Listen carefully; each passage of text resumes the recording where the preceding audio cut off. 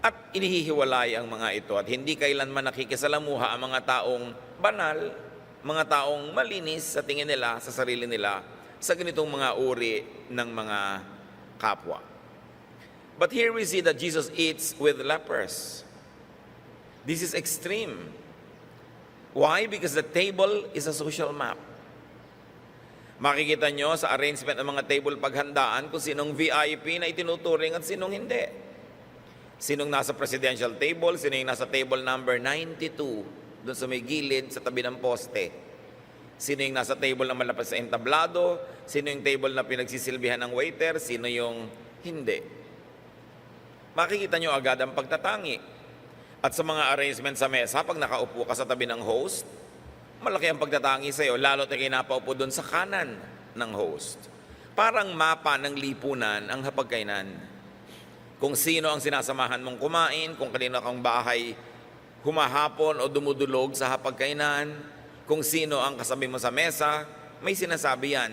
At malaki ang sinasabi kung kanino kumain ang Panginoon at sinong katabi niya, yung may ketong. Jesus brought heaven down to everyone.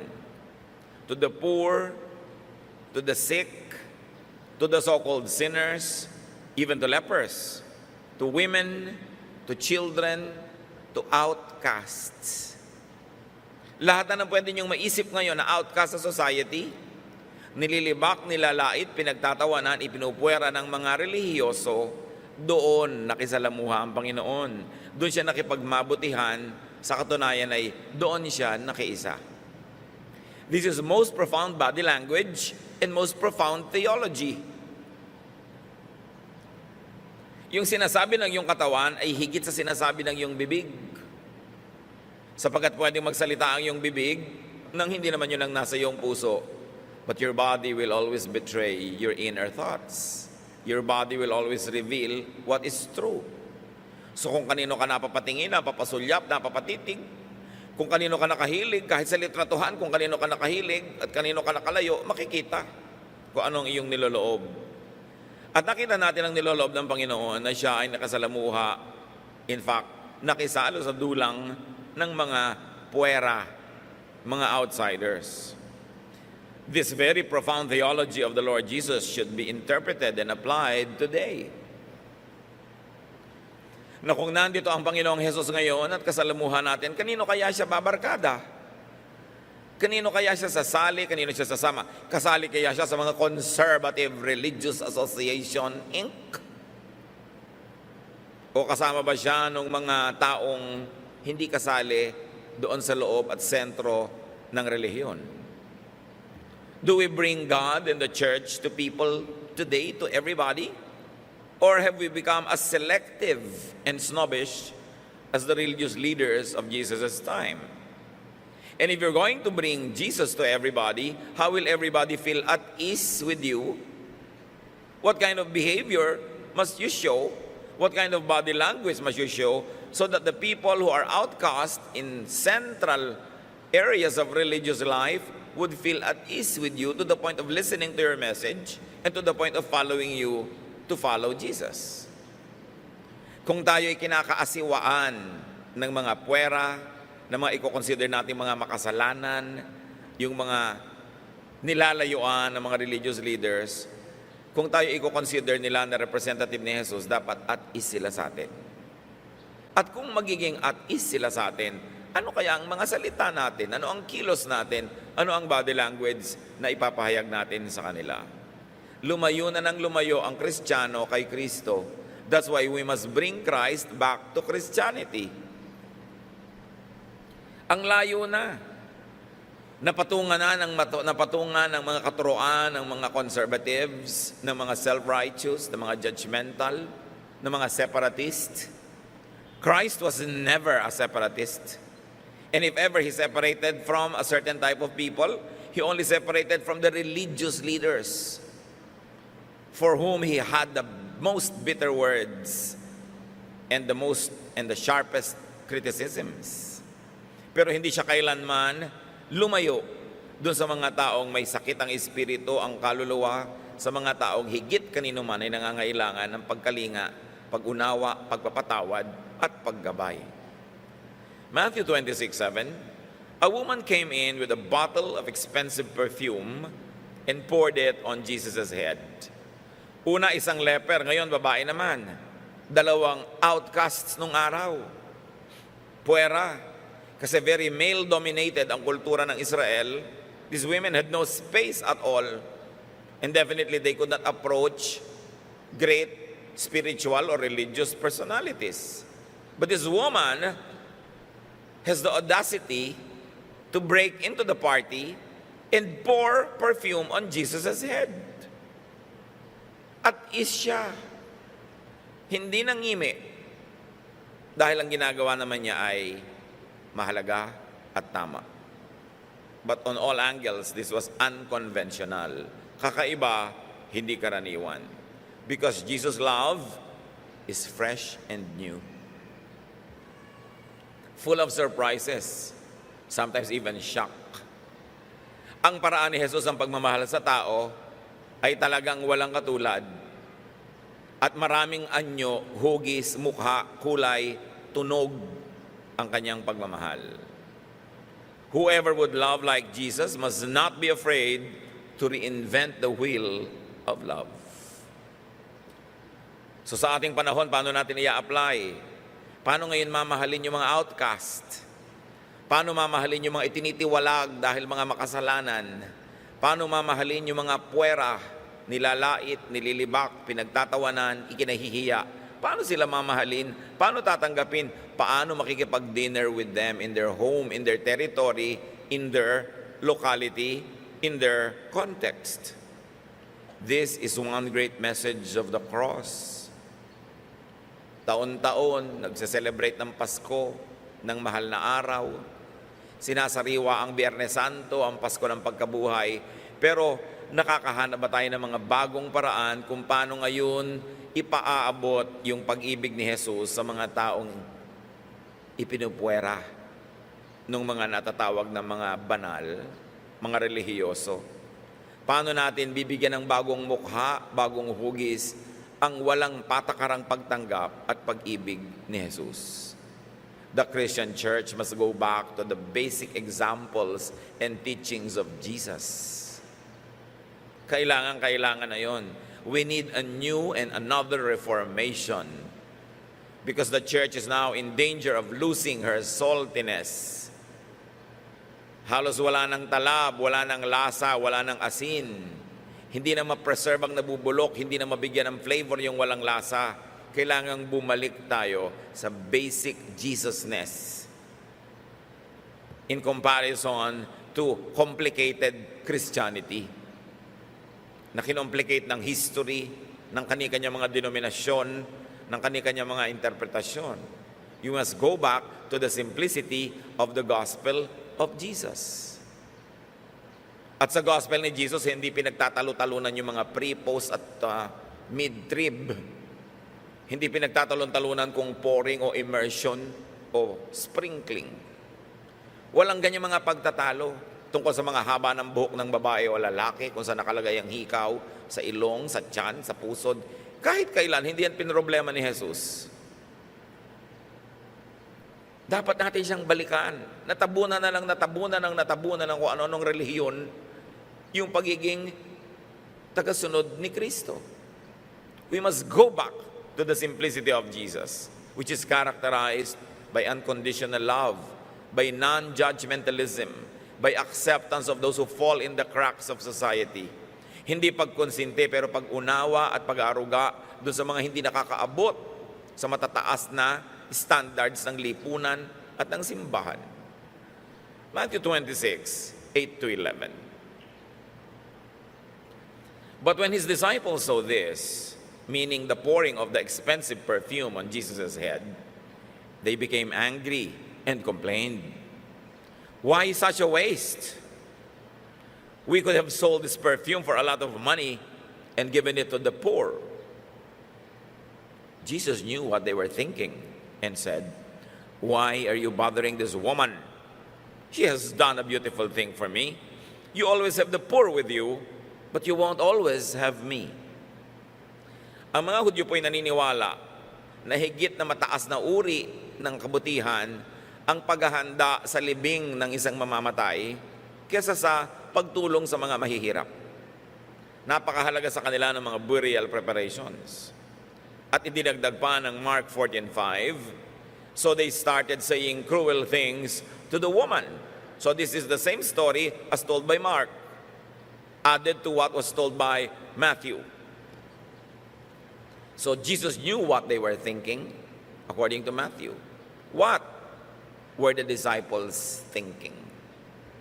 Nung nakita nila itong babaeng ito na buong lakas ng loob na pumasok doon sa hapagkainan, binuksan ang kanyang pabango at ibinuhos sa ulo ni Kristo at nakita nilang nasyahan naman si Jesus. Ano ang inisip ng mga disipulong ito? Why did they become angry?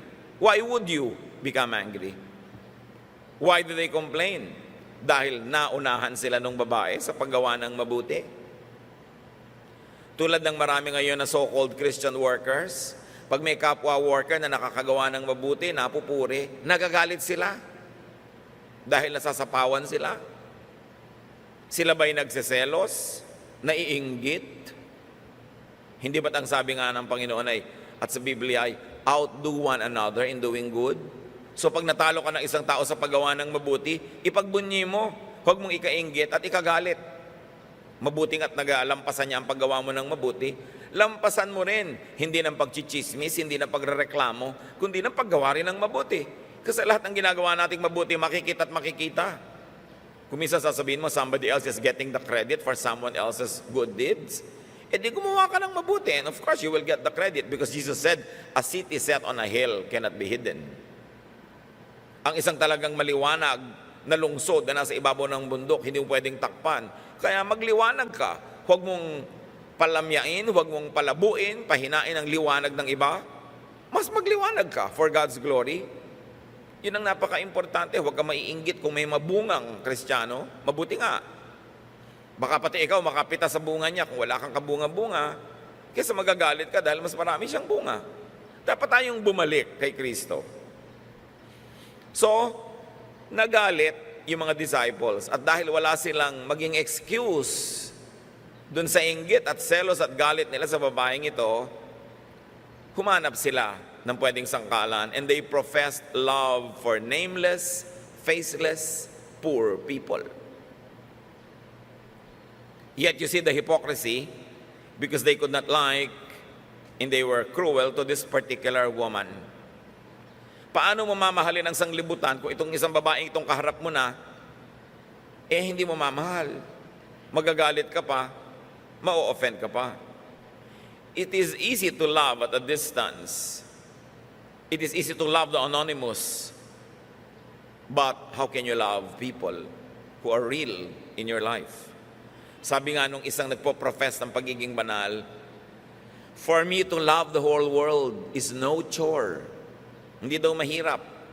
I just could not like my neighbor next door. Paano yun? Paano natin sasagipin ang sanlibutan mula sa pagkakalunod kung yung katabi mo, kapwa manggagawa mo, kapatid mo na sa Panginoon, hindi na nandun sa outside kundi nasa inside, eh chinichismis mo, kinikriticize mo, ipinupwera mo, huy lumakad tayo, puwera si ganun, puwera si ganyan. Alam niyo yung pagpupwera, hindi yan ang gawain ng Panginoong Jesus.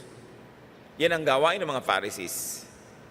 Although, siyempre, bagamat may lakad ka, may picnic ka, gusto mo naman isama yung talagang kapalagayang loob mo. Hindi nga yung pagpupwera na yan pinag-uusapan natin. Kundi yung meron ka talagang itinatanging puwera yan lagi sa buhay mo dahil lang naiinis ka o whatever. How can you say, I love the lost world, I love God, but could not love your churchmate? Paano kung Christian worker ka, church worker, yung sarili mong co-worker, chinichismis mo? Naiinis ka, nagagalit ka, tapos mamahalin mo yung tagalabas? That's hypocrisy. Kaya sabi sa 1 John 4:20 ng Panginoon, sabi dito, if we say we love God, but don't love each other, we are liars. So hindi lang hypocrites, liars pa. We cannot love God. How can we love God if we cannot love the people we can see? Sabi, if God that we cannot see, Sinasabi nating mahal natin, tapos the people that you can see, sinasabi mong hindi mo mahal, baligtad yun. Yung taong nakikita mo, hindi mo mamahal, mamamahal pa ba hindi mo nakikita? Kaya ang tunay na pagmamahal sa Diyos, napapatunayan kung paano mo pinakikitunguhan ng kapwa mo. Doon yun nakikita. Hindi nakikita sa paghusga mo sa ginagawa niya na alam mo ang tama, mali siya, therefore you judge the person. Ikaw mismo ang ginagawa mo, kapatid, ang sukatan kung talagang kinikilala mo ang Diyos sa iyong buhay. May dagdag pa sa kwento sa John 12:1-3. Same kwento, another story from John. 6 days before Passover, Jesus went back to Bethany where he had raised Lazarus from death. A meal had been prepared for Jesus. Martha was doing the serving, and Lazarus himself was there.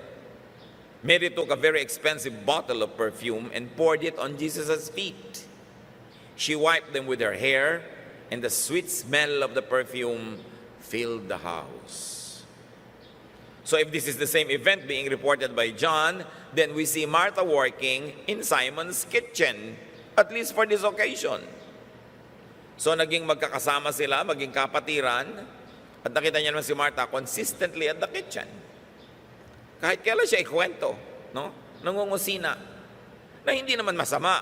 Yun ang talagang dinibdib niyang papel doon sa kapatiran. So the woman now is named by John as Mary of Bethany, the sister of Martha and Lazarus. And Mary, we see, is consistent in serving Jesus in a very personal way. Nung isang beses siya ay nakaupo sa paanan ng Panginoon, nakikinig as a disciple. Ngayon naman siya ay nagbubuhos, doing a very prophetic ministry. She was behaving as a prophet. At nagalit yung mga iba dahil sila ay nasapawan. And Jesus asked, "Why are you bothering this woman?" This is a very loaded statement. They could have been bothering her for many times already. Kaya napuna na sila ng Panginoon. Now the disciples became angry. Marami rin talaga silang kinikimkim laban dito kay Mary. Mga lalaki sila, nakikinig sa Panginoon. Ayun yung Mary, nakaupo din sa paanan ng Panginoon, malapit pa kaysa sa kanila. At nung sinabi ni Martha, papuntahin nyo nga po sa kitchen yung babaeng yan, kababaeng tao, nandyan sa inyong paanan, nakikiaral, akala mo lalaki. At sabi ng Panginoong Hesus, hindi. Pinili niya ang mas mainam.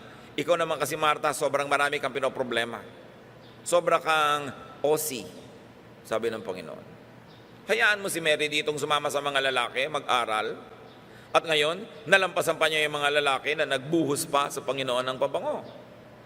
Alam niyo ba na hanggang ngayon, marami pang mga taong ayaw ang mga babae magkakaroon ng ministry sa church, liban na lang maglagay ng julep sa maliliit na baso pag may Lord's Supper? Alam niyo bang marami pang mga babae tao ngayon na pag nakakita ng babae nagtuturo, nangangaral, ay na-offend? The Lord never took offense at women taking active ministries. It was only the later leaders in the church who once again wanted to put male dominance in the church that demonized this. And then later on, for almost thousands of years of church history na male-dominated, minasama nila ang mga babae. At pati si Maria Magdalena binigyan ng bad press, tinawag na prostitute. It was never ever said in the Bible that she was. Palibasa, malapit si Maria Magdalena sa Panginoong Jesus, she had to be demonized, she had to be given a bad name by the church. At nito lang kamakailan, ilang dekada lang, na humingi ng paumanhin ang simbahang Romana, Katolika, sa pagtawag kay Maria Magdalena na prostitute. Inamin nila na wala naman talagang biblical basis. Because she was demonized. Ang gusto kasi ng maraming tao sa church, yung mga babae, mga muchacha lang. Mga tagalinis dito, tagatiklop doon ng mga napkin. Bagamat hindi masama yung ministry na yun. Pero kung may tinatawag ng Panginoon, binibigyan ng gift na mag-lead, why not? The ministry is above gender. But definitely, there's going to be a cultural issue concerning that. Pero if you're going back to Jesus, not to some of his apostles who never liked women to be beside them, Jesus, who died for us, Jesus the Son of God, Jesus the Savior, welcomed women in his fold. in his inner circle. At siya ang example. Siya naman ang tagapagligtas, hindi naman yung mga apostles. May mapupulot tayong mabubuti sa mga apostles, pero mga tao rin sila. Minsan nga, tinawag pa ni Lord si Peter na Satan eh. Kasi sobrang mali. So yung mga sinasabi ng mga apostle na yan, nagkaka-authority lang yan kung makakakita tayo ng pagsang-ayon ni Jesus sa kanya mga sinabi, sa kanya mga itinuro o mga halimbawang ibinigay. Jesus is the standard, not the apostles, not the disciples. You always have to bring the story, the standard, the issue back to Jesus. Because He is the only Savior. He is the only way. Walang iba. Every knee will bow in the name of Jesus, including those of the apostles, the prophets, and everybody. Dadalhin nyo ang mga turo nila at ikukumpara sa turo ni Jesus. At yung turo ni Jesus ang mananaig sapagkat siya ang anak ng Diyos. Tulad na lang halimbawa nito. Natuwa naman ang Panginoon sa ginawa ng babae. Sabi ng mga apostles, why such a waste? Anointing the Lord with expensive oil, a waste? This is the height of hypocrisy. Giving the Lord something fragrant, expensive, and special, a waste? At dinagdagan pa ng Mark 14:4-5. Why such a waste? We could have sold this perfume for more than 300 silver coins and given the money to the poor. So nakita nyo, kanya-kanyang kwento yung mga nagsulat ng mga Gospels, kaya yung kanya-kanyang version, may nadadagdag na detail na inungkat lang nung nagkwento. At dito, kay Mark, sinabi pa niya na may halaga pang inilagay yung mga apostle na katumbas nung mahal na pabango. At sinasabi nila, we love the poor, but we don't love this woman. And we don't love Jesus enough. We don't love Jesus more than 300 silver coins. Kaya ang Panginoon, nung si Pedro ay tinatanong niya, sabi niya, Peter, do you love me more than this? Kasi yung pag-ibig nila kay Jesus, may price tag. Dapat hindi lumampas ng 300 silver coins. Sa kanila, ang paglilingkod, ang pagbibigay, may price ceiling. Kaya sabi ng Panginoon, anong klaseng pag-ibig meron kayo? Ang ginawa niya ay napakabuti. Sabi po ni Mrs. Imelda Marcos concerning this thing, when you are committed to God, you can be mistaken as wasteful. Like if you put incense, flowers, candles to the altar of your God because you're a believer. For the non-believer, that's a waste and a frivolity. You cannot quantify love. Yun ang sabi niya. At talagang napaka-biblical nung idea na yun. Parang yung mga disciples na to, that's exactly what the disciples were doing, quantifying love and faith. Nilalagyan ng price tag. Quantifying the woman's intentions despite the Lord's pleasure. So Jesus rebukes the men and commends the woman. Madalas mangyari yon sa buhay ni Jesus. Jesus even demolished their charitable pretensions. So ang arte-arte nyo, mahal nyo yung mga poor. Talaga? The disciples were in fact exploiting the poor to make pogi points. Tulad din ng marami ngayon, kunwa ay charitable, pero ang gusto, press release. Ang gusto yung mapuri ng mga tao, may idinagdag si John 12:6. Judas did not really care about the poor. He was one of the people who were there. He asked this because he carried the money bag and sometimes would steal from it. Sabi gusto ni Judas, ibenta na lang yung pabango para maraming pera pumasok doon sa kanilang bulsa at pag hindi nakatingin yung iba, kumukupit siya. So sabi niya, ba't di na lang ibenta yan para maipamigay natin sa mahihirap yung pinagbilan? Sabi ng Panginoon, you will always have the poor with you, but you won't always have me. Hindi naman sinabi ng Panginoon na hindi mabuting tumulong sa mahihirap, pero sabi niya, huwag niyo naman kakalimutan ako. Ako yung Panginoon dito. Hindi naman ako laging binibigyan, pero pag bibigyan ako, huwag kayong ma-offend. At huwag yung masamain. To extend the verse, brothers and sisters, sabi niya, you will always have the poor, but you will not always have me.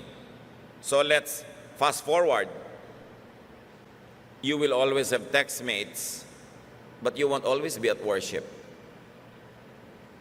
Sino sa inyo ang worship na text pa ng text?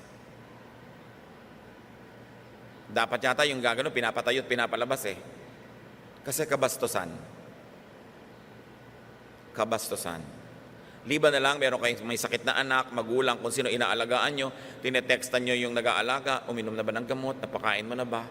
Merong emergency, pero yung mga kung ano ng mga muamwa, misya, nag-lunch ka na ba? Tapos nagwo-worship, text ng text. It is the height of insensitivity. Because the people next to you are being offended. Marami dito, nagsasabi sa akin na o-offend sila yung katabi nila, text and text. Meron pa daw magdadatingan ng huli, maglalabasan ng kutakot-takot na pagkain na parang nasa hinulugang taktak. Abay, kung dumarating kayo rito na hindi kayo nakakain, medyo gutom-gutom kayo, siguro one piece of candy, isang kaprasong biscuit, pero yung maglalabas ka pa ng mga piyambrera mo dyan, mga Tupperware, during worship, that's rudeness. Abay, lumagay-lagay kayo sa lugar pag nagwa-worship, wala kayo sa park. The Lord is in attendance and we are worshiping. And we should give the Lord the highest honor. We should take offense at people who don't respect worship, who don't respect the Bible study, who don't respect the prayer fellowship. Napakarami na, yung text na yan, parang mamamatay ang tao pag hindi tumitingin. Hindi na nga kumakalog, hindi na nga tumutunog, tinitingnan pa rin kung meron. Pag hindi kumakalog at hindi tumutunog, wala. Hindi ka pa naaalala ni Papa, baka mamaya pa, tulog pa. So, you will always have your other activities, but you won't always be at prayer or at Bible study. So respect the Lord, respect the teacher, respect your fellow attendee. This is love. Hindi nadadaan sa mga verses yung love. Hindi nadadaan yan sa mga magagandang, mga formal na damit, bagamat hindi masama yung damit na yon. Nadadaan yan sa iyong konsiderasyon sa katabi mo. Na huwag siyang maabala, makapag-worship siya. Kung sinasamba mo yung anak mo na ang likot-likot, hindi siya ganun din ang nararamdaman ng katabi mo. Kailangan disiplinahin mo ang bata at worship para hindi makaabala sa iba. Yung iba pumunta sa worship tapos nagkasala pa. We've got to respect our fellow believers. How could one love God? How could one love those in the fellowship and be impolite and inconsiderate and offensive? Dapat nakareserba yung highest etiquette natin when we are at worship. Ang nangyayari kasi sa maraming mga churches, ang pagtitiis ng maraming tahimik at magalang at ang nangingibabaw yung mga maingay, yung mga walang galang sa church. Dapat hindi ganon. Parang yung pangingibabaw ng mga disciples, gusto nila mangibabaw doon sa babaeng gumagawa ng tama. Sila pa yung na-offend, sila pa yung nagagalit. Meron naman mga umaaten ng church pagka sinaway ng Asheret, pagka pinagsabihan ng mga leaders dyan, abay, akala mo kung sinong nabili na nila tong simbahan. Akala mo mga may-ari ng titulo ng simbahan. Napakahalagang lumalagay tayo sa lugar. So value your time with the Lord. Yung pag sinasabi niyang, you will always have the poor, but you will not always have me. We are not always at worship. We are not always at prayer. You always have time for your other things. But when you are doing these things, value your time with the Lord. And help the people near you value their own time also by not disturbing them. So you honor the Lord with your undivided attention and expensive perfume offering. Yun ang ikinatuwa ng Panginoon, yung quality ng offering ng babae. Hindi basta lang. Kasi paggalang yun eh. Hindi mo binabaliwala, hindi mo minamaliit yung binibigyan mo. And so don't bother those who like to give God their best. Kung meron tayong mahal sa buhay na gusto maglingkod sa Panginoon, magturo, maiwan pa, mag-practice, kumanta, makipag-meeting, huwag madaliin, huwag pigilan. Tulad ng gusto ng mga disciple na pigilan yung babae, hoy, ang mahal-mahal ang binibigay mo, liit-liitan mo, sayang. Ganon din yung mga iba sa atin. Ano ba, naubos na yung oras mo sa church na yan? Naubos na yung oras mo kami meeting, kapapractice. Huwag nating pigilan. Dapat nga tayo rin naglabigay ng the best sa Lord Tapos kung hindi ka na nagbibigay, pinipigil mo pa yung gusto magbigay, yung asawa mo, yung nanay mo, yung kapatid mo. Magiging hadlang ka pa. Alam natin kung sinong pinagalitan dito ng Panginoon at sino yung pinuri. Dapat lumulugar tayo. Matthew 26, 12 to 13. Sabi ng Panginoon, she has poured perfume on my body to prepare it for burial. You may be sure that whatever the good news is told all over the world, people will remember what she has done, and they will tell others. So the woman was memorialized. What she did was immortalized, because the woman did a very prophetic and priestly act. Walang mala yung mga tao sa paligid na ginagawa pala ng babaeng yun, napakahalaga sa Panginoon. Anong malay natin kung gaano mahalaga sa Panginoon yung ginagawa ng ating kapwa? Huwag natin. In the Jesus world, we see here, women do prophetic and priestly acts. Tapos may pagkakita pa, God doesn't like women to be leaders. Walang verse na nagsasabi doon. Wala. Dito yun sa alamat ng mga simbahan. Pero hindi yun biblical. So let women serve God in the way that they are gifted. This is one of the lessons of women na dapat ma-operationalize natin. At sabi pa nga ng Panginoon, saan man ituro itong ebanghelyo, papagkitin ang ginawa ng babaeng ito, pagkukusapan siya. So the act of the woman would be memorialized. Nothing is too much. Nothing is too frivolous. Nothing is wasteful when offered to God. At tulad ng napatunayan ni Abraham, ang kaisa-isa niyang anak na si Isaac ay kanyang inihandog doon sa altar ng Diyos at handa siyang ibigay ang buhay ng anak niya, hindi naman kinuha ng Diyos. Binigyan ng kapalit na hayop na in-offer. What do people who give God their best realize? They realize that whatever you put on God's altar can never be lost. In fact, whatever you refuse to put on God's altar is the thing that you might lose very easily. Because in spirituality, you keep what you give away and you lose what you selfishly try to keep. So apply your love to God and your love for the world by being nice to the person next to you. Lalo mga church workers, ang una nyo gawing mission field to love, to accept, to support, to help fellow workers. Don't get in the way. Huwag maging hadlang, huwag maiinggit, huwag magsiselos.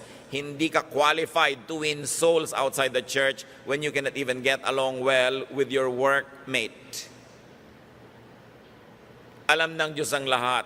Walang naililihim ang puso. Huwag tayong magpanggap. Tulad nung sinasabi ng mga apostles, we love the poor. Yung pala, sangkalan lang nila. Stop interfering with, criticizing, and demonizing others people's expression of faith. Iba-ibang tao, iba-ibang magpahayag. Kaya lang, in corporate worship, syempre, nag-o-observe tayo ng decorum, good manners, standards para huwag tayo makabala sa iba. But especially in your private worship, you are free. Gusto nyo sayawan ng Panginoon, tugtugan, kantahan, you are free. Express yourself to God. Yung mga iba, gusto nyo pang, may mga iba pa mga gawin, do it privately. Kaya lang, pag magkakasama tayo, there are some certain standards to be met so that the others are not disturbed. Kaya ang tao, meron ka dapat corporate, public worship, pero huwag kang mawawala ng private worship. Nagsasama-sama tayo, nananalangin sabay-sabay, pero huwag ka dapat mawawala ng private prayer. Sabi nga ng Panginoon, when you pray, go into your room and pray there alone.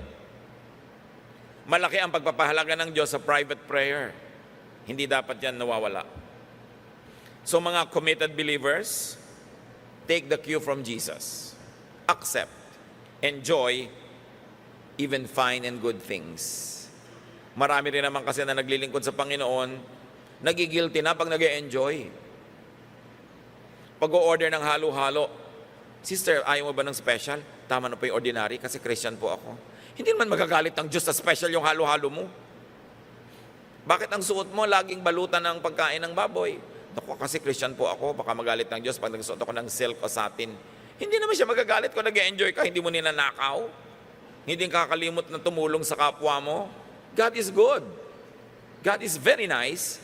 God created so many nice and fine things for His people to enjoy. Palayain natin ang mga sarili natin sa pananakop at paniniil ng misguided religion who misrepresent God. God wants you to have a good life, but God always tells you to share with others. Huwag ka nagigilty pag nag-e-enjoy ka sa buhay. Dahil yan ay gift ng Diyos. Lalo't hindi mo ninanakaw at dapat hindi nakawin. Mahalaga, kilala ba natin talaga ang Panginoon? Gaano karaming hakbang ang dapat natin gawin para bumalik kay Jesus? Hindi lahat ng pagiging relihiyoso ay pagiging tunay na pananampalataya sa Panginoong Jesus. Suriin natin ang ating buhay. Paulit-ulit ang mga Pasko, ang mga Holy Week, ang mga holidays, dapat may bagong nagiging anyo ang ating pagiging tagasunod ni Kristo. We must put Jesus back to Christianity so that we will go back to the simplicity, the power of Jesus' love, which we all need and which all of us are commanded by Jesus to give. Ama namin sa langit, salamat sa pagtangyo anak na si Jesus, mapagmahal, maibigin, mapagtanggap. Kaya nakakatiyak kaming hindi kami tatanggihan. Turuan mo, Panginoon, na kami man maging tulad niya. Suriin niyo po kami na huwag lang magkaroon ng relihiyon, kundi magkaroon ng personal na pagkakilala at pagsunod sa inyo. Huwag lang kami magkaroon ng official ministry, kundi magkaroon kami ng pusong malaki, bukas, tumatanggap, nagmamahal, sumusuporta sa aming kapwa. Turuan niyo kami, Panginoon, na ibalik si Jesus sa aming religious